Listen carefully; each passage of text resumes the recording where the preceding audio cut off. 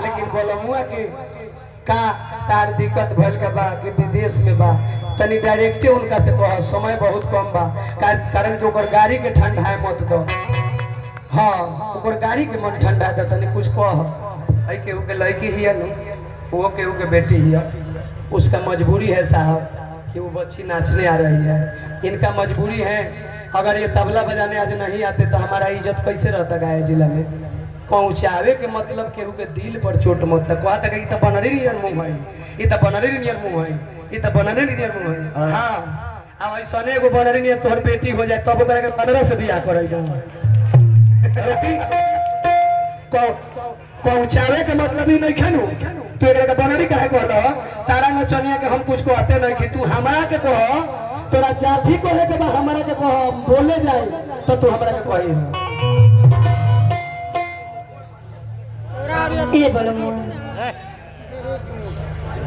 ए बोलमो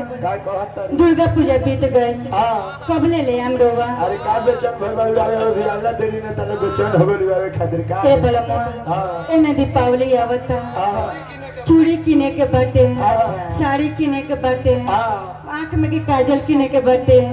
सिंदूर किने के बाटे कमरधानी किने के बाटे आ नथिया नखौ किने लगा नाक में पहनला चंदनी के भाई लो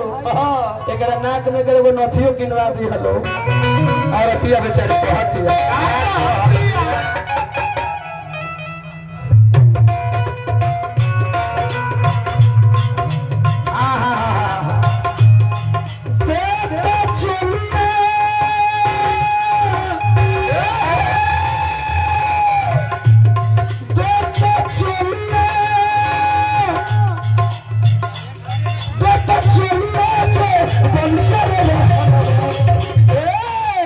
सजनवा घरे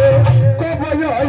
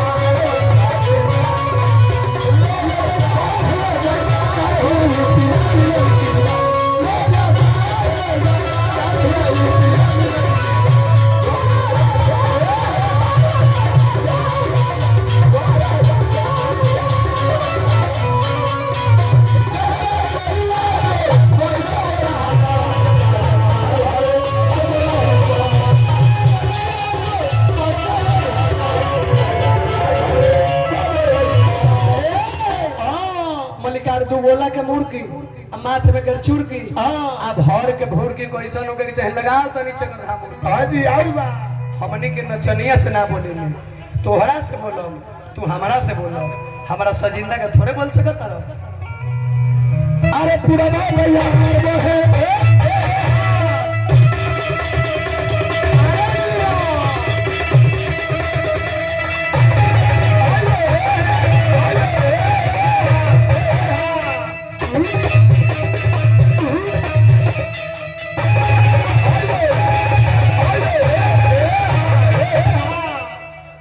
सीमा रेखा है ये इंडिया है वो पाकिस्तान है। बताइए अध्यक्ष साहब दो गोला में वो गोल के ब्यास में आई 2 बेर 3 बेर अवैल तो हई देखा के कहल जा माई करस दुर्गा माई नुको में तारा घाव हो जाए वो कौन था भाई कहा तारा हई देखावा तारो भाई कहा तारा हई देखावा तारो सबसे बड़का ज्ञानी भइल बारो रावण ऐसा ज्ञानी के घमंड ना रहल तो हम तो कौना खेत के मुरई बानी ए चलते प्रेम के मार मारो तू न्योता देले रह तब जाके देनी हो निमन कोई बात ताल के बाद तो हमहू साधु हो जाए आना तो आसाराम बापू बनबो तो हमहू रामपाल हो जाए। अरे पुराना भैया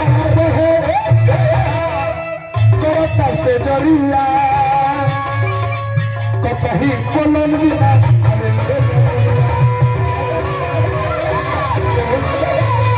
कोलन बिना अरे नजरिया दरोगा जी प्रमुख साहब प्रमुख साहेब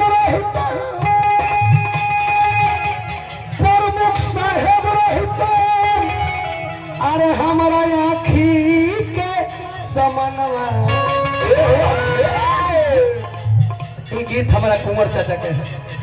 हमर भैया रहते अरे आखी का सामनवा ई दुगोला गावता आ एकरा भोजपुरी अभी शुद्ध रावा रउआ बोले नहीं खेवत मैया मर गलौगे त तोर मैया मर के घर पी के आयल हउ का रे मैया मर गलौगा बाबू मर गलौ हमर भैया रहते अरे आखी के समनवा सजनवा घरे कबयो